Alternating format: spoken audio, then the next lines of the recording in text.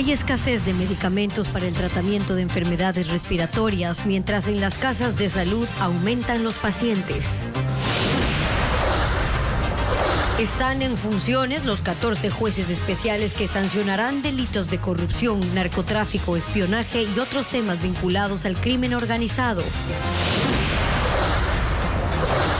Allanan una hacienda en la vía Daule y recuperan 64.000 litros de fertilizante que le pertenecen al Ministerio de Agricultura y que estaban retenidos ilegalmente en ese predio. Se investiga un presunto peculado. 2 personas fueron liberadas tras permanecer varias horas raptadas por delincuentes que pedían altas sumas de dinero. La policía en alerta por el aumento de este delito.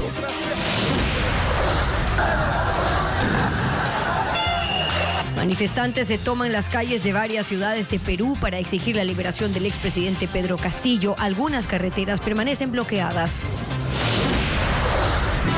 Amigos, bienvenidos a una nueva emisión en Televistazo. Gracias por estar con nosotros. Y en las noticias les contamos que hay escasez de fármacos para tratar problemas respiratorios en las farmacias en Quito. Gaby, ¿qué tal? ¿Cómo estás? Hola Estefi, así es, amigos, bienvenidos. Ocurre debido a la gran cantidad de pacientes infectados que llegan a diario a los hospitales. Esta mañana las áreas de emergencia de las casas de salud permanecían llenas. Carla Delgado nos informa. La gran cantidad de pacientes contagiados con diversos tipos de virus respiratorios ya empiezan a complicar la disponibilidad de fármacos para tratar estas afecciones. Estamos pasando ya en 5 farmacias venimos y no hay, ahora dicen, hay escasez de medicamentos. Escasez de medicamentos, no hay en ninguna parte. Marcela Fuentes, propietaria de una farmacia en Quito, asegura que la escasez cada día se vuelve más crítica. Escasez de antibióticos en jarabe, también no disponemos de soluciones para hacer las nebulizaciones que son tan importantes en este tipo de padecimientos o de enfermedades, que ayuda muchísimo. Igualmente no hay insumos. Explica que solo durante la semana pasada vendió más de 2.000 cápsulas para tratar la influenza. Para saber el porqué de este desabastecimiento basta ver lo que ocurre en las áreas de emergencia. Salas completamente llenas. En los últimos 15 días, efectivamente, estos niveles hemos llegado a tener 500 a 600 pacientes diariamente. Por la circulación de al menos 6 tipos diferentes de virus. Principalmente el que está circulando es influenza tipo A, seguido de virus sincitial respiratorio y de COVID. Y por ahora son los menores los más susceptibles. Las áreas pediátricas de los hospitales del IES reportan más del 90% de ocupación. Sin embargo, se advierte que en las próximas semanas serán los adultos los que lleguen a los hospitales en mayor cantidad. Y más de 82.000 personas se han vacunado ya contra la influenza en Guayaquil, en Durán y en San Borondón desde que empezó la campaña el pasado 13 de noviembre. El Ministerio de Salud busca evitar que aumenten los contagios y los hospitales de la ciudad se congestionen. Estefanía Arias nos trae ahora esos detalles. ¿Por qué? Para cuidarme de la gripe. Y toda la familia nos hemos vacunado. Yo soy el último en vacunarme. David no es el único precavido. Hasta este centro de salud, ubicado en Julián Coronel y Jimena, centro de Guayaquil, acuden a diario unas 500 personas que buscan la vacuna contra la influenza. El pasado 13 de noviembre, el Ministerio de Salud arrancó con esta campaña de vacunación a nivel nacional. Hasta ahora, más de 82.000 personas se han inmunizado en la zona 8 que comprende Guayaquil, Durán y San Borondón. Así lo confirmó el director de vigilancia de esa entidad, Hugo Armendariz. ¿Qué cantidad le aplicamos? Aplicamos una sola dosis a partir del año de edad hacia los demás grupos etarios. Los menores de un año, de 6 meses a 11 meses, se le aplica las 2 dosis. La campaña pretende vacunar a la mayor cantidad de personas para evitar congestionamiento en los hospitales, como ha sucedido en Quito. Por ello, además de los 125 centros de salud, se han conformado brigadas que recorren distintos puntos de la ciudad. Doctor, si tengo algún síntoma, dolor de cabeza, fiebre o algo que pueda decir que tengo influenza o COVID, ¿me puedo vacunar?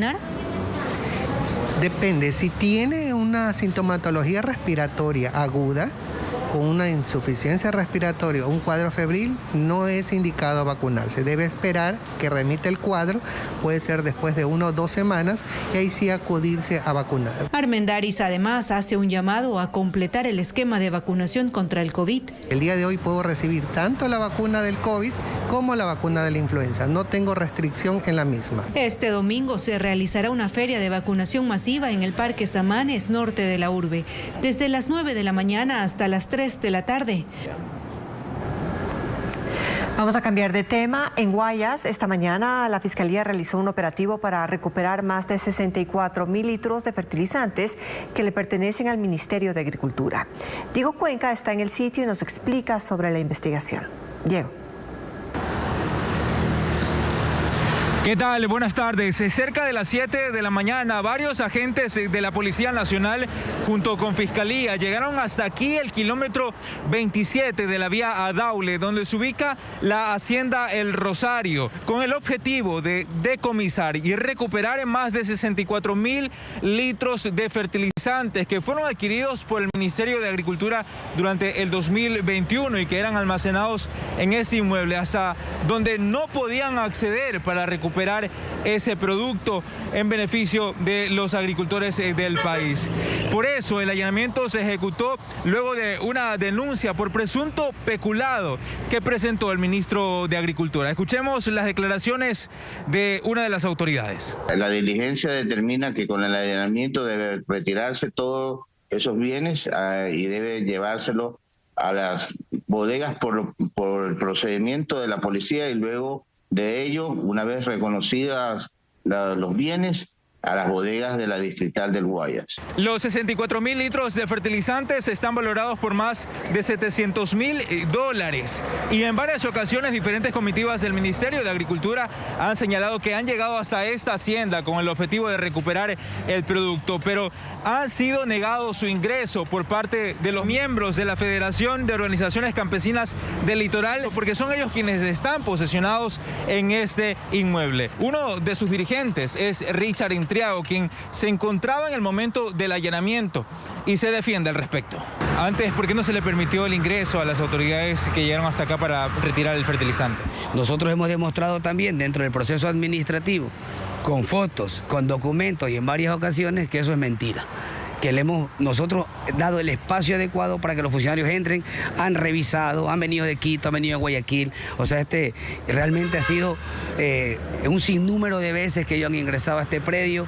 El fiscal que sigue la investigación previa por el presunto peculado en este caso ha evitado dar declaraciones. Sin embargo, se tiene conocimiento que este producto, luego de ser recuperado, será destinado a varios agricultores del país. Este es el informe desde la vía Daule en Guayas. Buenas tardes.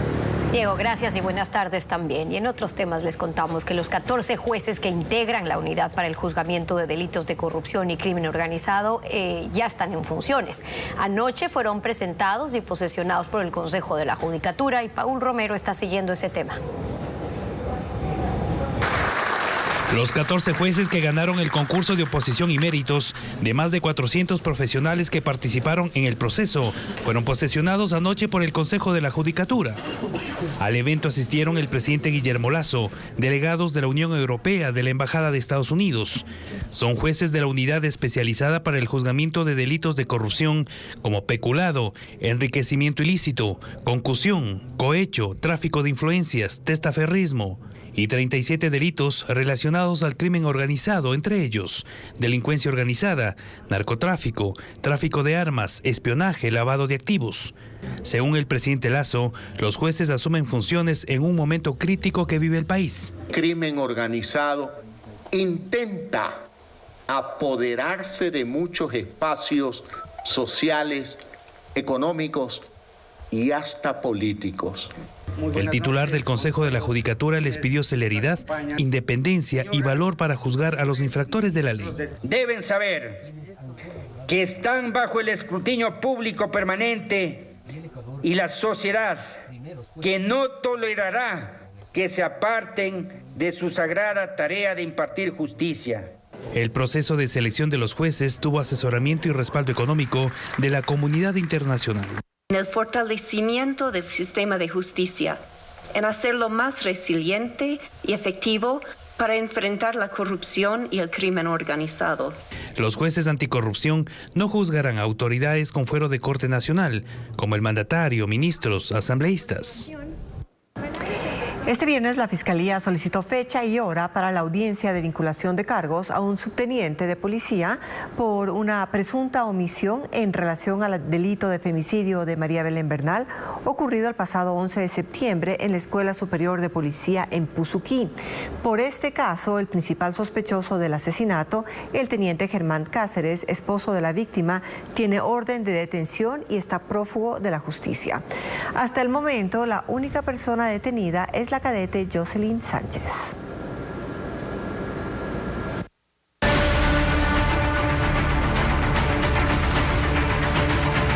Perú, crisis política.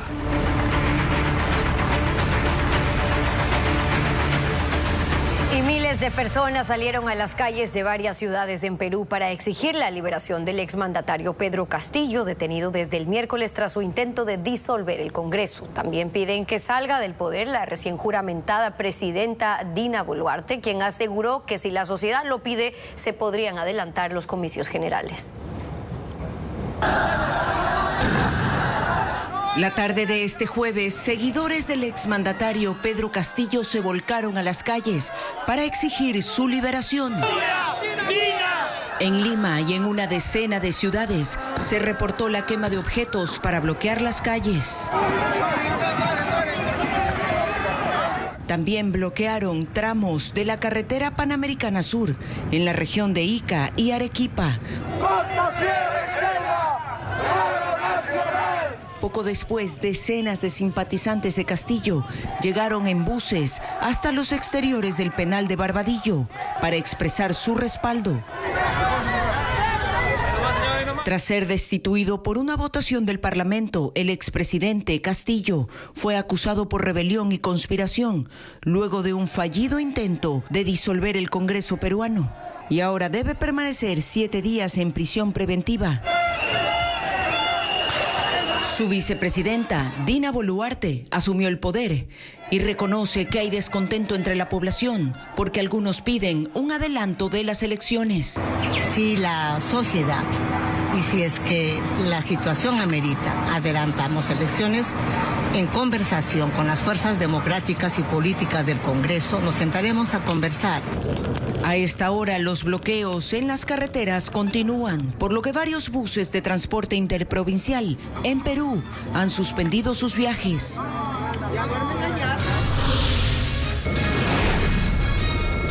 Vamos a hacer aquí nuestra primera pausa y al regresar hay un nuevo drama migratorio. 3 menores de edad ecuatorianos están en la Cruz Roja de Panamá luego de que su mamá falleciera al intentar cruzar la selva del Darién.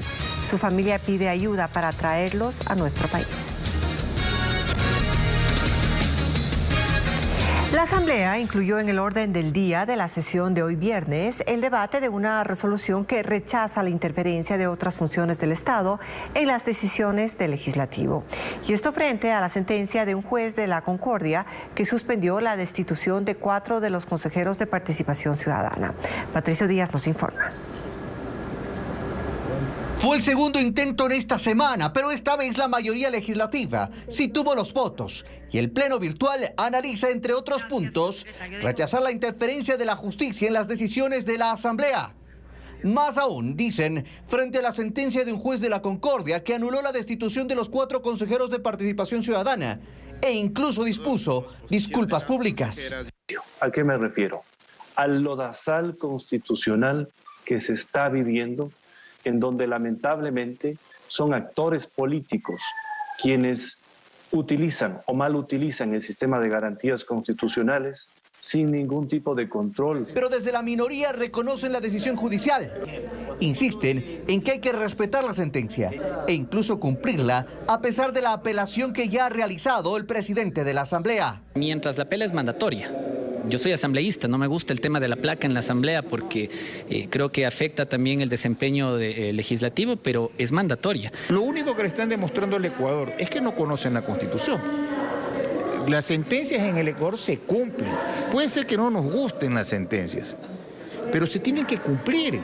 Sin embargo, hay quienes se ratifican en que no hay que acatar la decisión judicial, como la facción de Izquierda Democrática, ahora cercana a la mayoría. Nosotros hemos seguido lo que dice la Constitución y la ley, entonces nosotros no tenemos por qué obedecer lo que dice la función judicial, porque hay una intromisión, obviamente. La resolución que se propone incluye también exigir a la Fiscalía que investigue la supuesta usurpación de funciones de los 4 consejeros de Participación Ciudadana. Para aprobarla, en el legislativo se requieren 70 votos. Y tenemos que contarles que hace pocos minutos la Asamblea aprobó la resolución rechazando la interferencia judicial en las decisiones de la Asamblea. Vamos a ampliar la información en nuestras siguientes emisiones. Esté atento. Y en otros temas les contamos que 2 horas después de su reapertura, la vía Cuenca-Molleturo en Azuay tuvo que ser cerrada otra vez. Una falla derivó en el colapso de la base de un tramo de la carretera y este grave daño sucedió en el kilómetro 7 cuando se intervenía la principal ruta de conexión entre las provincias de Azuay y Guayas. Como alternativa, los conductores tendrán que tomar la vía Cuenca-Xuz-Cochancay de la provincia de Cañar y para este viernes, en horas de la tarde, se tienen previsto rehabilitar el paso, según el coordinador zonal del Ministerio de Transporte y Obras Públicas. Luego de 2 días sin agua potable en gran parte de Tulcán, en la provincia del Carchi, anoche se empezó a restablecer el servicio. Sin embargo, existe preocupación porque alertan que los daños en la tubería antigua ocurren al menos 2 veces a la semana. Nuestra corresponsal Paola Andrade nos amplía. Fueron 2 días críticos para el Cantón Tulcán, donde abastecerse de agua potable fue una tarea casi imposible debido a la rotura de una tubería de conducción de agua que tiene más de 50 años, lo que ocasionó que la empresa municipal cierre las válvulas para tratar de reparar daños, dejando a gran parte de la localidad sin el servicio. Este problema del agua potable, ningún alcalde anteriormente no quería solucionar el problema definitivamente. El sector comercial, como los dueños de restaurantes y hoteles, esperan que ya no exista roturas de esta magnitud, porque desde este martes Tulcán es sede de un campeonato nacional de ciclismo, acogiendo a un gran número de visitantes que también tuvieron que soportar la falta de agua. Los huéspedes en sí han reclamado pidiendo previsión para esto, ¿no? Este problema no es nuevo. La alcaldía ya ha invertido más de $3 millones en el cambio del sistema de conducción, pero los trabajos no concluyen. Si fuese un empate sencillo con tubería nueva, pues no habría ningún inconveniente. Esto se resuelve en un par de horas. Pero en esta ocasión es la tubería más vieja que tiene Tulcán. El estallamiento deja prácticamente preocupados a todo el vecindario. Se espera que este problema se vaya solucionando a medida que se continúe con el cambio de la tubería antigua. Y cámaras de seguridad registraron cuando los vecinos de La Florida, en el norte de Quito, lograron frustrar un asalto y afirman que la delincuencia está ganando espacio en su barrio y piden atención urgente. Alex Pilar nos trae las imágenes de este delito y también las reacciones ciudadanas. Una vecina llegaba a su casa cuando de pronto, a la altura de la avenida La Florida y Machala, es interceptada por 2 sujetos en moto disfrazados de repartidores de comida. La mujer se resiste a que le quiten sus pertenencias y tumba a uno de los delincuentes. De inmediato los vecinos reaccionan y retienen al implicado. Motociclistas, ¿no?, que andan aparentemente repartiendo comida o lo que sea, cuando realmente son falsos. Y supuestamente hay una ley que van a controlar a los motociclistas que andan 2 personas, pero no se cumple. Los asaltos bajo esta modalidad preocupan a los moradores, porque dicen que no pueden caminar en paz desde las 6 de la tarde por el sector. Alguien se para por ahí con el teléfono y pasan las motos y los van arranchando. No se puede hacer nada. Los negocios con o sin clientes también son visitados por delincuentes. A uno de mis compañeros barberos, que recién tiene puesto su local también, le ingresaron con armamentos y todo, robaron tanto clientes como dueños, como local, como todo. Quedaron totalmente desamparados, sin maquinaria, sin nada. Algunos han optado por colocar cámaras de seguridad y alarmas para protegerse, pero piden ayuda de la policía para que la delincuencia no les gane espacio. Esta mañana en Calacalí, al norte de Pichincha, un globo aerostático se enredó en cables de alta tensión y cayó sobre la vía. Conductores y moradores del sector captaron en video el siniestro que, según informaron los organizadores del evento, y el ECO 911 no dejó personas heridas. En los videos también se puede evidenciar que los vecinos rociaron espuma contra incendios en el sitio del accidente. El evento fue organizado en la mitad del mundo por la prefectura de Pichincha y será hasta el domingo.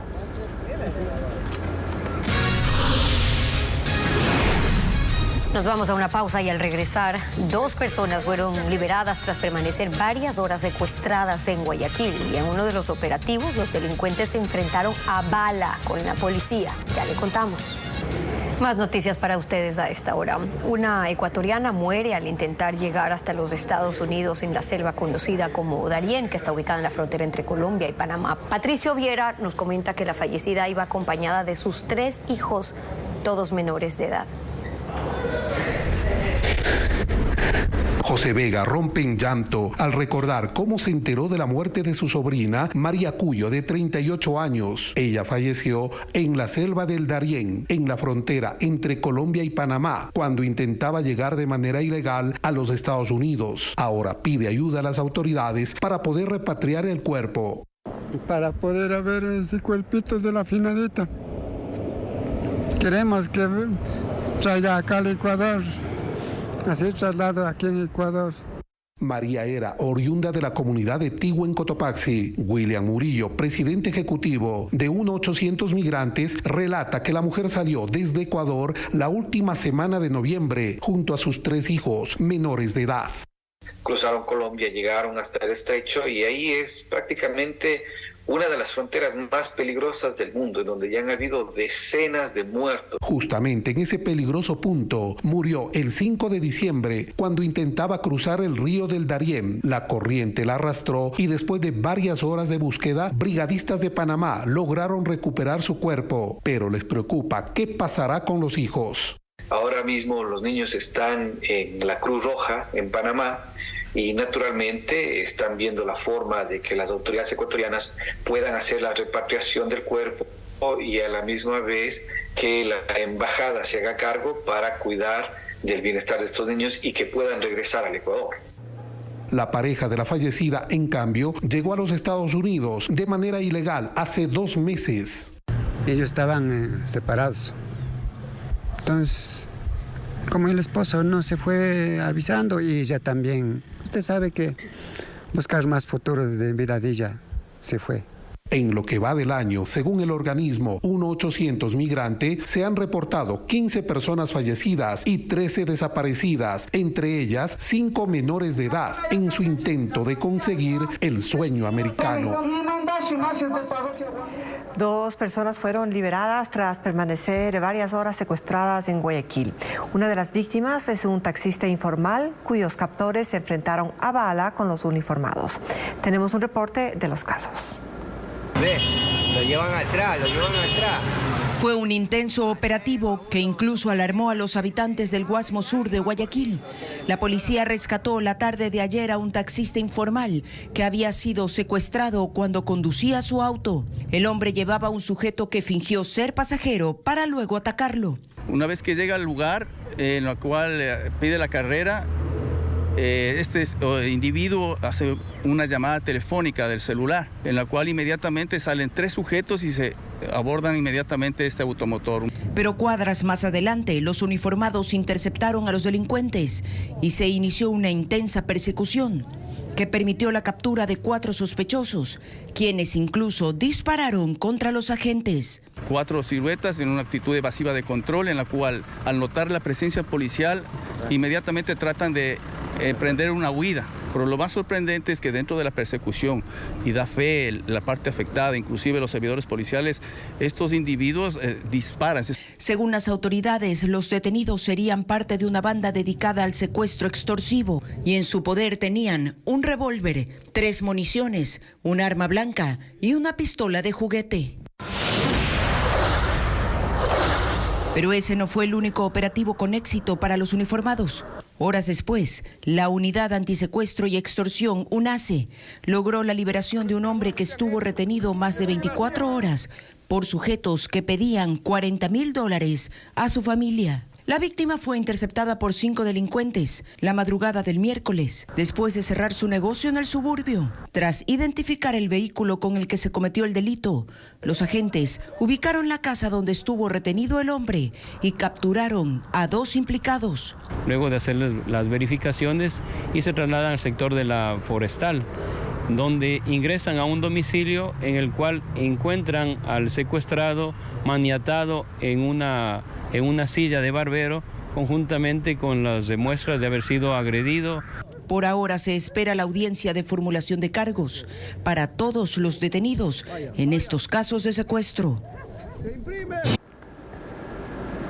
Seguimos con más información. El Fondo de las Naciones Unidas para la Infancia, UNICEF, cumple 76 años de creación e impulsa su iniciativa para fomentar los derechos de la niñez.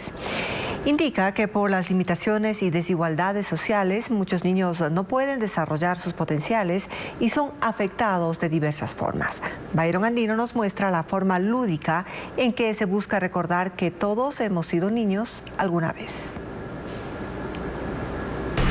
Aún hay quienes en su infancia tienen que ser lustrabotas, canillitas y trabajar mucho, pero sin poder disfrutar esa etapa de la vida. Por eso UNICEF en su iniciativa llama a la conciencia y a sentirse en sus zapatos. Y nosotros queremos que los adultos que vienen a este acto se sientan como niños. Y los interpelamos para que al recordar eso, luchen por los niños y las niñas en Ecuador. Así lo hicieron. Mostraron que la situación no es fácil para los pequeños. 1 de cada 3 niños sufre desnutrición crónica y más. Cómo los niños y niñas no pueden alcanzar su potencial justo debido a no tener estos cuidados como agua segura, vacunas, controles médicos, alimentos adecuados, amor. También contaron que 1 de cada 2 niños menores de 5 años en Ecuador es maltratado física o psicológicamente. Recordaron cómo era ir a la escuela o saber que ahora 252,000 niños, niñas y adolescentes están fuera de las aulas. Por ello, la necesidad de buscar un sistema digno, ya que ahora existen varias dificultades. Por bullying, trabajo infantil, embarazo adolescente, pobreza o incluso, oye, ponte a pensar, el día de hoy en una época de tanta tecnología, hay muchos niños que no tienen ni siquiera conectividad o formas de conectarse a internet. Las personalidades invitadas y los ciudadanos asistentes admiten que algo se puede hacer. Y el crear oportunidades para que la niñez sea primero, para que la infancia sea una prioridad. La ayuda no solamente puede venir monetariamente, sino el apoyo, porque así podemos salir de todo esto juntos. Recordar que se necesita cumplir con esos derechos, porque todos hemos sido niños alguna vez, pero no todos han podido disfrutar esa etapa de la misma manera. Y se realizará la 4ª edición del Navitón en beneficio de personas con discapacidad de bajos recursos. Es un concierto artístico de 6 horas con la participación de cantantes nacionales, también cantantes internacionales, y eso será este sábado 10 de diciembre en Quito. Ana María Palacios nos cuenta más. Sabía que mi vida había cambiado, pero debía seguir adelante. Son historias de personas quienes han sobrellevado una difícil situación por una discapacidad. Ningún doctor se explica cómo ella logró y cómo ella logra manejar también su prótesis. Gracias a la Fundación 100 Pies lograron obtener una prótesis. En esta Navidad unieron talento nacional e internacional en un concierto que durará 6 horas. Bueno, nacionales tenemos como a Caimara, tenemos La Morenita, tenemos al grupo de Azabache, a la escuela de Azabache, pero también fuera del país tenemos a Yuri Toro, que está como Yuto en este momento, que es integrante del grupo Nietzsche y ahora está como solista. También tenemos de México al Capi. Fue la mejor opción poderle ya una prótesis para que ella pueda caminar. Es la 4ª edición del Navitón 2022.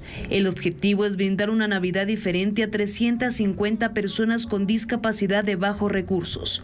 La entrada al show no tiene costo.